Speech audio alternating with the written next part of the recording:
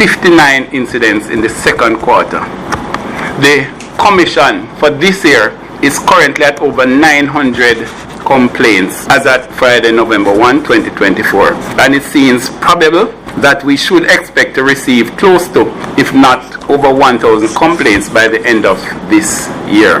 There were 1,087 new complaints in 2023. Commissioner Faulkner was speaking at Indicom's second quarterly media briefing in New Kingston on Friday. According to the Indicom report, assault accounts for the majority of complaints made to the Commission. Mr. Faulkner says between January and June this year, 8 individuals shot by security forces were found to be mentally ill. Of the 113 civilians who were shot and killed or shot and injured during January to June 2024, 8 of those persons were identified as having a mental health issue, of which, of the 8, 1 had no weapon, 1 had a stone, and the others reportedly had a bladed weapon. As at the end of October 2024, a total of 14 persons were identified as having a mental health issue who were either shot and killed or shot and injured by the security forces. Hugh Faulkner, Commissioner of Indicom. According to Indicom, 149 people have been killed in shootings involving the security forces so far this year. Meanwhile, Mr. Faulkner says there have also been incidents on record of security forces falling victim to accidental shootings. 14 officers have been accidentally injured up to the end of October 2024, of which 6 officers were injured during the first half of this year, that is January to June. I had my own concern, as each of these incidents has the potential of causing harm to self, colleagues, or civilians. And we believe each instance of accidental discharge raises the requirement for additional training and equipment handling. Hugh Faulkner, Commissioner of the Independent Commission of Investigations, Indicom. Opposition Senator Lambert Brown is calling for laws to be adjusted to allow for the piercing of the corporate veil in anti-corruption and fraud investigations. Senator Brown argues corporate secrecy has often contributed to financial disasters such as that of the 1990s and more recently SSL. So I didn't get a chance to look at the Integrity Commission Act to see what does beneficial owner refers to. And if all of them meet the 20% threshold, and if all of that means that the veil of corporate veil can be pierced, because in the investigation of these things, it is necessary that the corporate veil be pierced so people can know how money passed through accounts, because it is that passing through of accounts that led in the main to the financial meltdown in the past. It is the greed and the corruption that added to that process. And this is why, like Senator Morris, I stand with the Integrity Commission. Piercing the corporate veil is a legal decision that allows a court to hold a corporation's shareholders or directors personally liable for the corporation's debts. This happens when a court disregards the corporation's separate legal existence and instead holds the shareholders responsible for the corporation's actions. The term was most recently referenced in investigations into Prime Minister Andrew Holness's statutory declarations by the Integrity Commission. The Commission attempted to assess the financial relationships between Mr. Holness and at least 3 companies in which he had significant interest. Senator Brown was making his contribution to amendments to the Financial Services Commission Act. The new regulations approved by the Upper House will better govern financial conglomerates operating in Jamaica. Senator Brown says he hopes the amendments to the legislation will better protect consumers, albeit belatedly, from recent government failures. So we support these, and we hope that we will never see consumers of financial services suffer in the way those at SSL under the leadership of this government, that is to say, the FSC under the leadership of this government, has allowed so many persons to suffer. Floyd, Senator Morris spoke to Usain Bolt. Usain is not the only one. This one, Minister Hill, is on your government. Claim the paternity, because the DNA says this is on the watch of Andrew Michael Holness. Lambert Brown, Opposition Senator. The Trelawney Police are reporting gains are being made under its Operation Recovery Program. Operation Recovery was launched in early October as a response to the increase in violent crimes in the division. During an operation under the program in Racecourse, Falmouth on Thursday, October 31, with assistance from officers of the Area 1 headquarters of the Jamaica Defence Force, 5 men were arrested and 2 of them were subsequently placed into custody. One of the men was arrested for breaches of the Firearms Prohibited Act after an empty magazine was found at his house. The other man was arrested on a warrant for a case of grievous sexual assault. During the operation, 1 laptop and 8 cellular phones were also seized for evidence. The police are urging members of the public who have information that can assist with the investigations to contact the Falmouth Police at 876-954-3271, Crime Stop at 311, the police 119 emergency number, or the nearest police station. Meanwhile, the police are reminding members of the public that it is an offense to harbor criminals and to desist from the practice.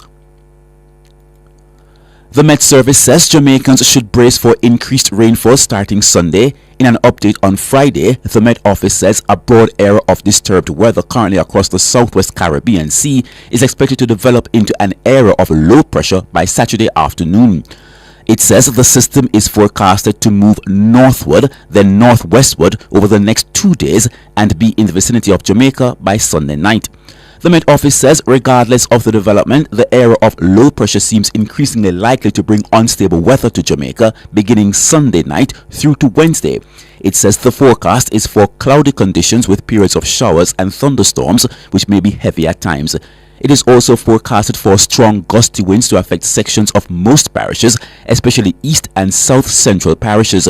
Fishers and other marine interests are being urged to exercise caution as sea conditions will deteriorate.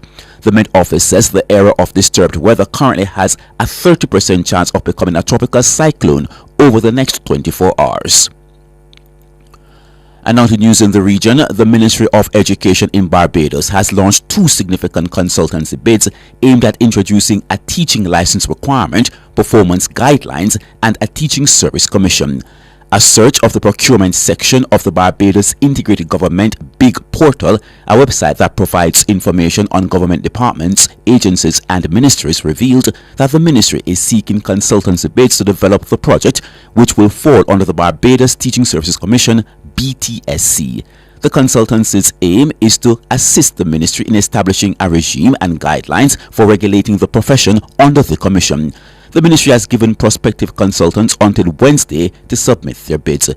It has also been revealed by the Barbados Today newspaper that the Education Ministry plans to engage another consultant to design and establish an external quality assurance body for the education system. The official procurement website states that the objective of that consultancy is to assist the government through the ministry to modernize the regulatory framework for a transformed and inclusive education sector. And now to news on the international scene. Donald Trump and Kamala Harris are headlining several rallies on Saturday, with both presidential candidates ending the day with competing events in the key swing state of North Carolina. The pair held separate rallies in Wisconsin on Friday, another key battleground state, where they took aim at one another's economic records. Trump, who at one point had issues with his mic, told rally attendees a Harris win would ruin the U.S. economy. Harris, accompanied on stage by rapper Cardi B, pledged to invest in jobs, describing Trump's track record as a disaster for working people. More than 70 million people have already cast their vote, a landmark number. The race for the White House is on a knife edge with 3 days to go. Let's now turn to sports, because Portmore United could move to the top of the Ray and Neville Jamaica Premier League when they take on Malines United at Ferdinand Park tomorrow. After 7 starts, they sit at 3rd with 13 points, and the win will push them to the top of the standings with 16. In other fixtures, Dumbleholden, they will welcome the Chapelton Maroons. Harbourview will play Racing United in the opening match of a doubleheader at Stadium East. In the second match, Tivoli Gardens, they will face off with Cavalier. In the Monday night encounter, it will be Veer United taking on Mount Pleasant Academy, and Waterhouse will play Montego Bay United at Waterhouse Stadium. And now for a recap of the top stories making the news at 9. Indicom says it has conducted probes into over 500 shooting incidents since the start of the year. Senator Lambert Brown is calling for laws to be adjusted to allow for the piercing of the corporate veil in anti-corruption and fraud investigations. The Met Service says Jamaicans should brace for increased rainfall starting Sunday. And in news from the region, the government in Barbados moves to regulate teaching and to introduce service commission. I'm Andrew Cannon. You can find the news on our website at nationwideradiojm.com and on the Nationwide app available on Google Play and the App Store. News is next at midday.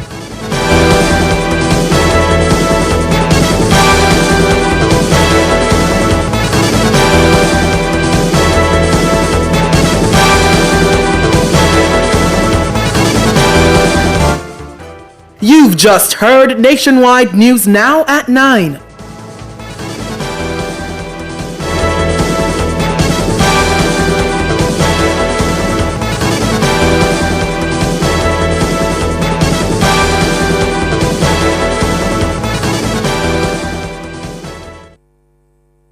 Big news, Jamaica! The government is paving the way for our children's future with STEM. In the next 5 years, 6 state-of-the-art STEM schools focusing on science, technology, engineering, and mathematics will be built. These schools will empower our youth with cutting-edge skills, opening doors to endless opportunities and innovation. Jamaica, your government is getting you ready to lead in the global future.